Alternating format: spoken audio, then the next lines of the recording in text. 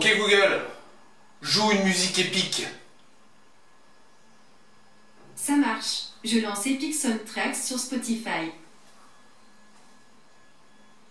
Ma gueule. Putain, t'as niqué tout mon entrée Google, fais chier. Bon, je vais le faire. Excusez-moi, je n'ai pas compris. Ouais, ta gueule.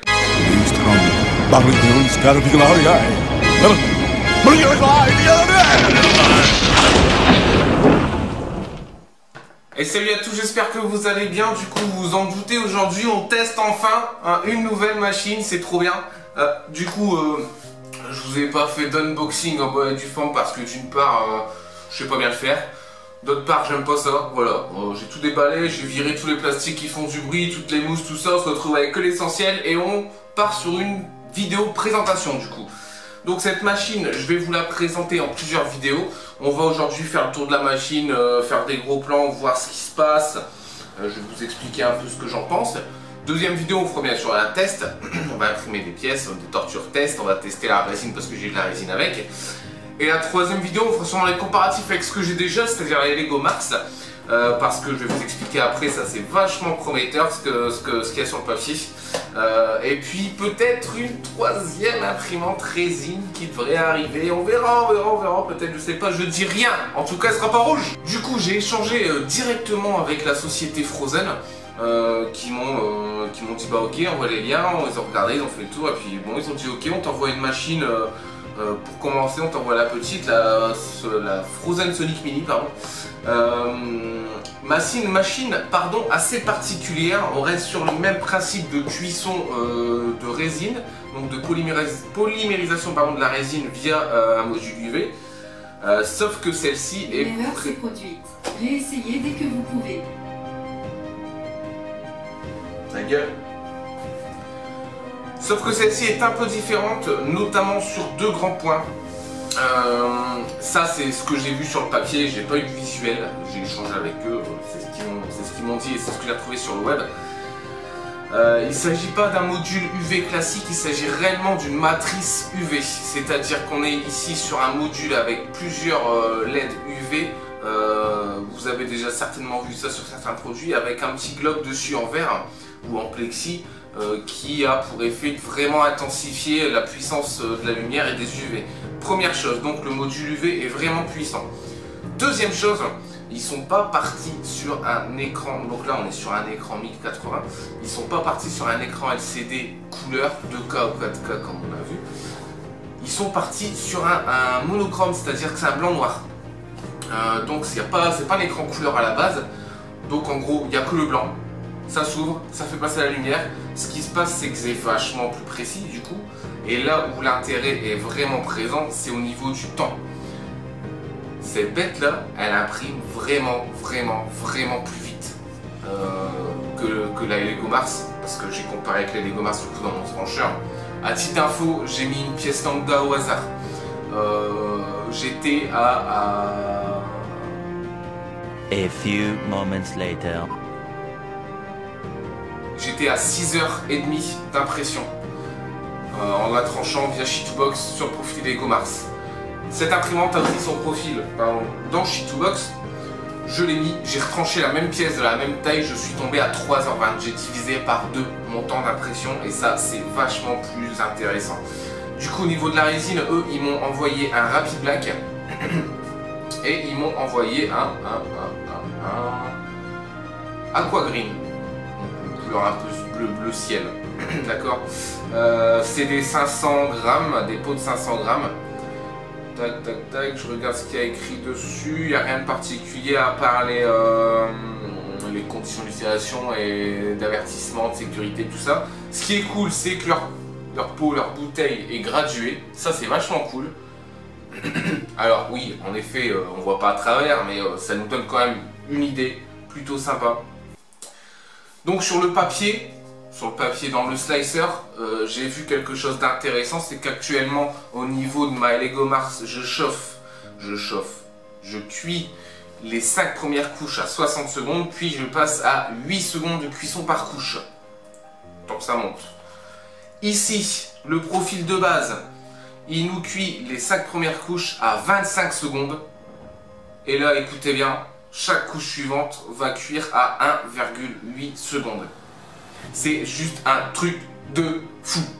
C'est qu'elle va vraiment plus vite. On divise carrément quasiment par 8 du coup. Hein.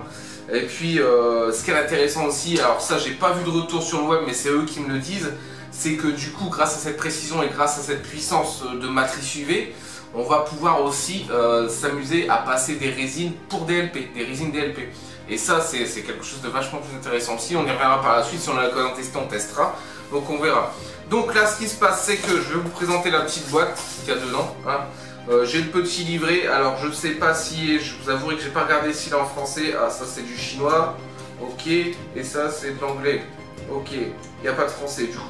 Il n'y a pas de français, on va regarder rapidement, donc c'est un écran tactile, les outils, le calibrage du plateau, ok, tac, She2Box c'est ça, donc il nous annonce bien ça, donc c'est un plateau intéressant aussi à souligner, 68 sur les X, 120 sur les Y et 130 sur les Z, donc on perd un petit peu, on perd 2 cm en hauteur par rapport à la Lego Mars, et on doit perdre 1 cm sur les X ou les Y, sur les Y.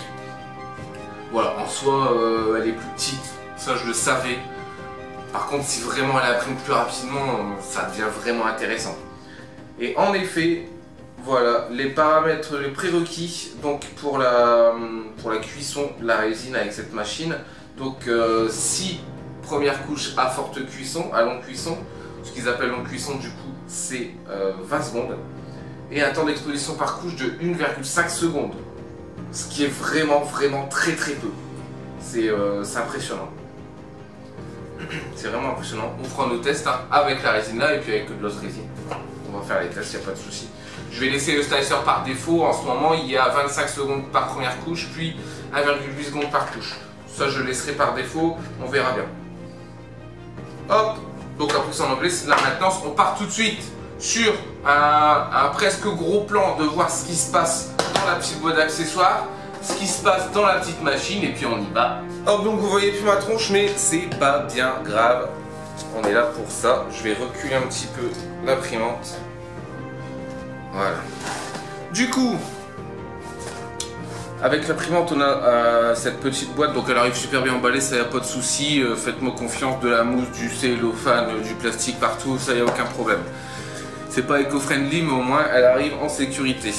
Dans cette boîte, qu'est-ce qu'on va trouver du coup? Je l'ouvre en même temps que vous pour le coup, celle-là je l'ai pas ouverte. Hop.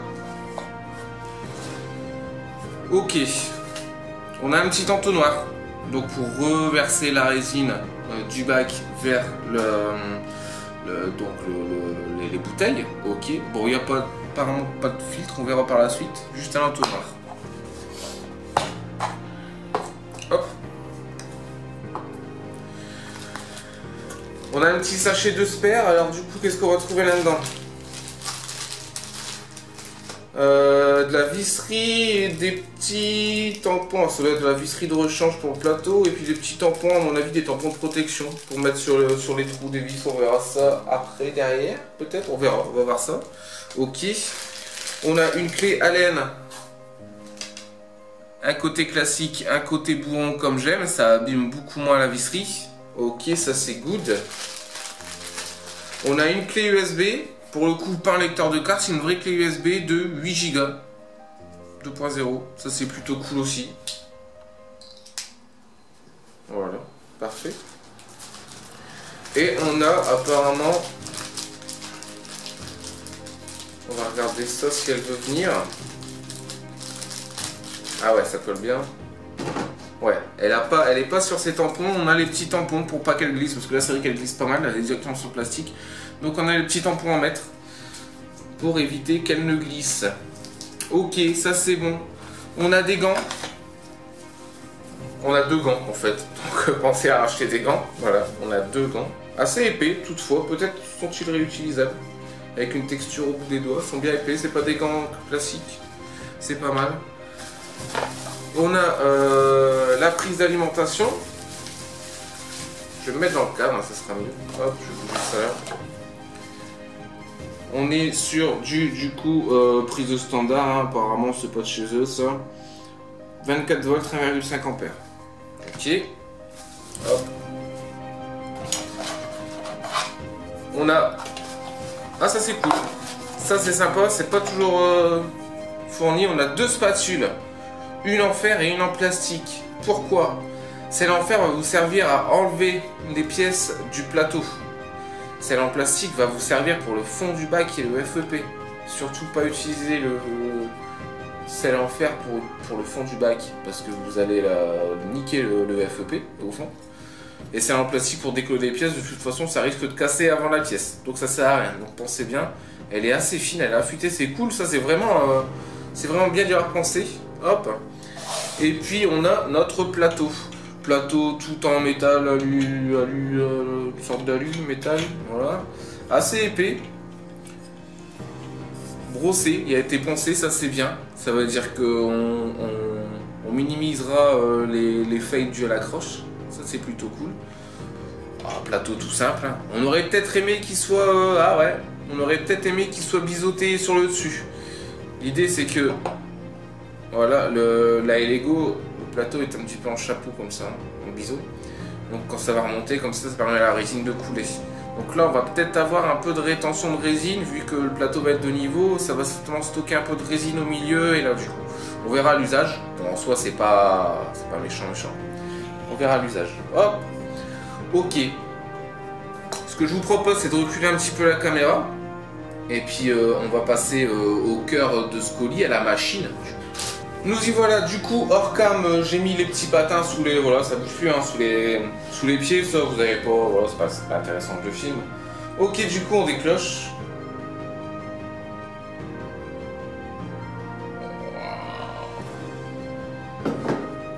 Bon, clairement, elle est...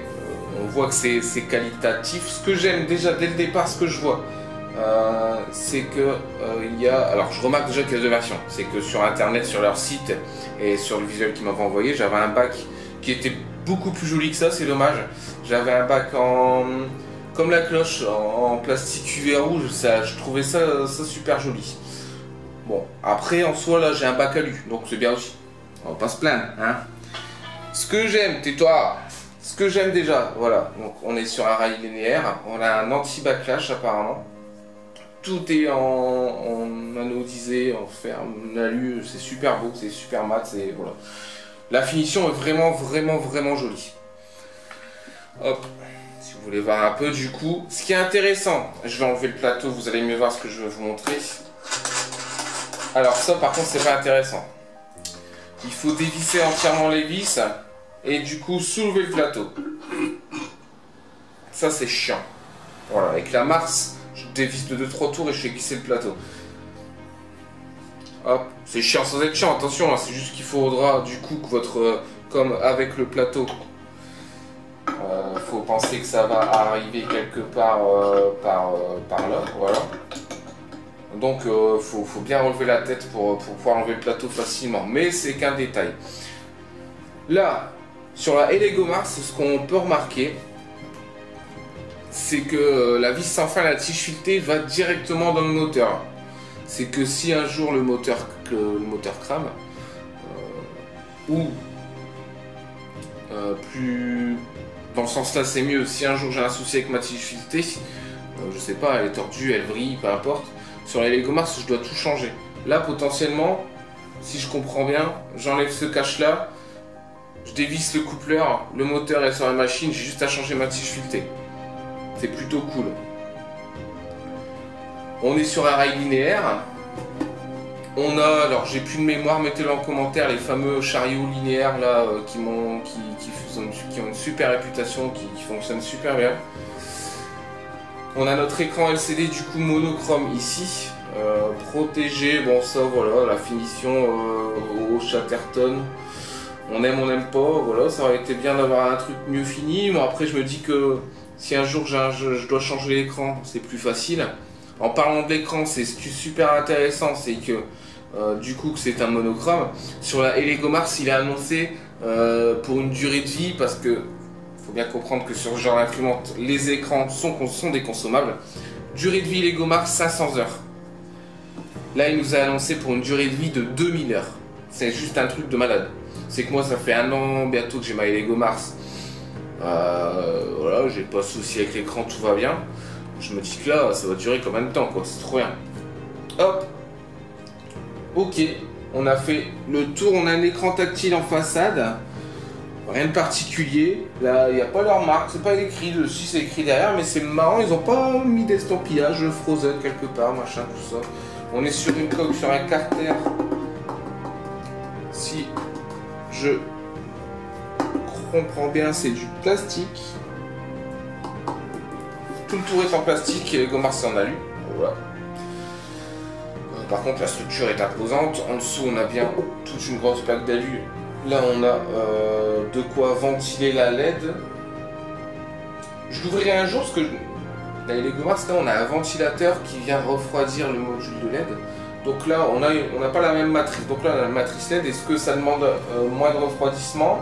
Parce qu'en fait, je sais pas, mais je vois pas le ventilateur. On verra à l'usage. De toute façon, là, ce qu'on va faire, c'est qu'on va l'allumer.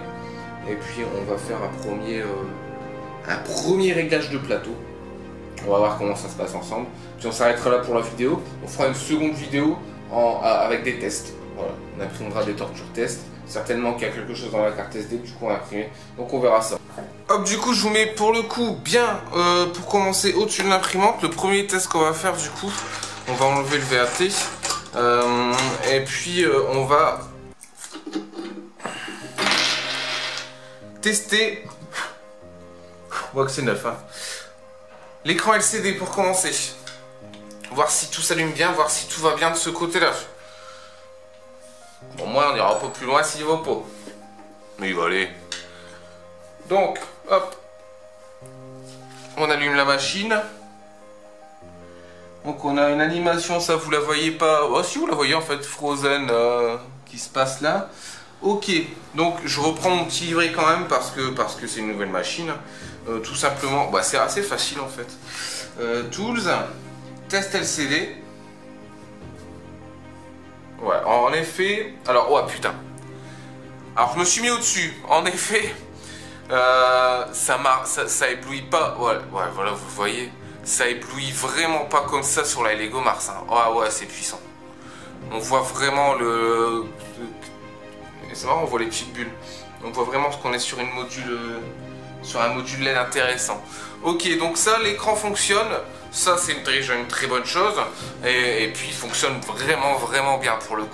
Donc, je me suis muni d'une feuille de papier parce que finalement, on va faire comme leur préconisation à eux. C'est-à-dire que là, on va régler le plateau, donc sans le bac, à l'aide d'une feuille de papier.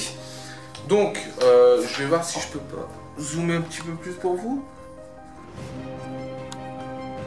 Tac. Voilà, ça c'est cool. Ça c'est cool.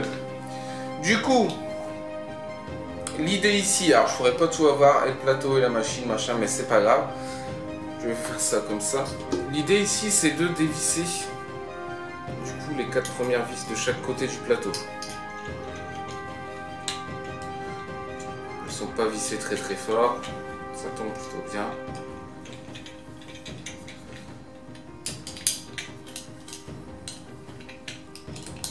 Voilà, ce qui va, voilà, ça a libéré la rotule du coup. Enfin, c'est pas une rotule pour le coup. On n'est pas sur les... Tac. Du coup, on va insérer. Alors, il y a 2 petits ergots qui correspondent à ça. Donc voilà.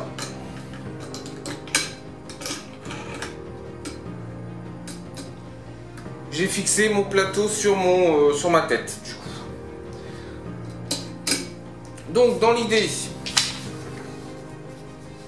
on a Nikon Z calibre. Hop, on va mettre la feuille, je vais la recouper un peu.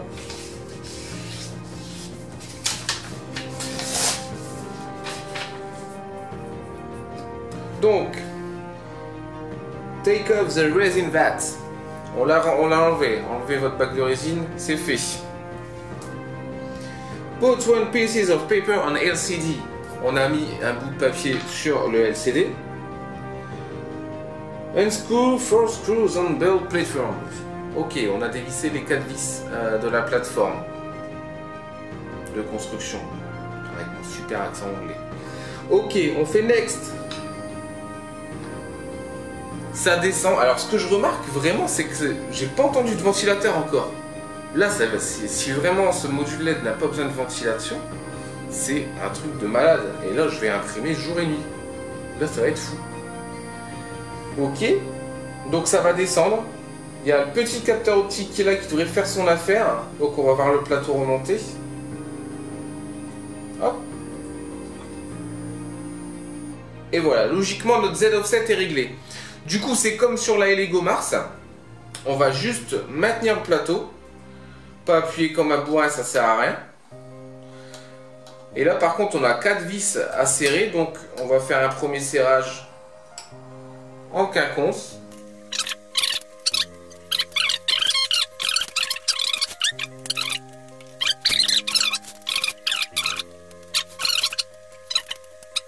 Je sais que vous allez bien voir mes mains en gros plan.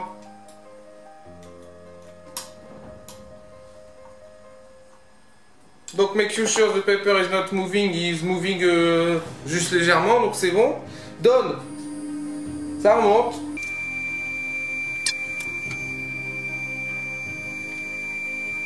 Ok, c'est bon.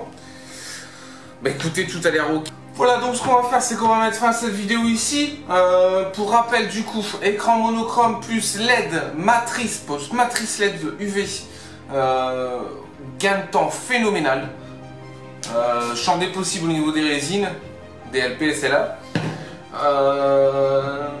On n'a pas de... Alors, sur toute la période des tests, là, j'ai essayé l'écran, j'ai pas eu de ventilo qui s'est mis en route. Donc, est-ce que le fait que ce soit une matrice de LED n'a pas besoin de ventilation? On fera une vidéo dédiée pour faire un test. Et puis voilà, et puis c'est plutôt cool. Du coup, je mets ça en ligne, on se retrouve nous pour la prochaine vidéo qui sera du coup un test où on va du coup imprimer les fichiers qui sont dessus du coup sans trancher. Parce que du coup on leur fait confiance, ils nous ont laissé les fichiers test, on essaiera. Et puis on fera aussi le test d'imprimer un autre fichier un peu plus personnel où on verra ce qu'on fera. Et puis on fera certainement une autre vidéo encore où cette fois-ci on mettra la Mars et la Sonic Mini l'une à côté de l'autre pour réellement tester avec le même pièce sur le même logiciel de tranchage. Vraiment voir différence de qualité et voir la différence de vitesse surtout d'impression, de temps d'impression. C'est ça qui est vraiment intéressant. Sur ce, n'oublie pas de t'abonner tout le temps, t'abonner si t'es pas déjà fait. Regarde, c'est plutôt cool ce qu'on fait au test des machines, un résine en plus. N'hésite pas à partager, n'hésite pas à mettre ton plus beau pouce bleu, n'hésite pas à mettre la petite cloche pour avoir les notifications de ma prochaine vidéo. J'en sors pas mal en ce moment, donc c'est cool. Et puis je te dis à très vite. Tous les liens de tout ça, tout ce bordel, c'est en description. Bisous. Over.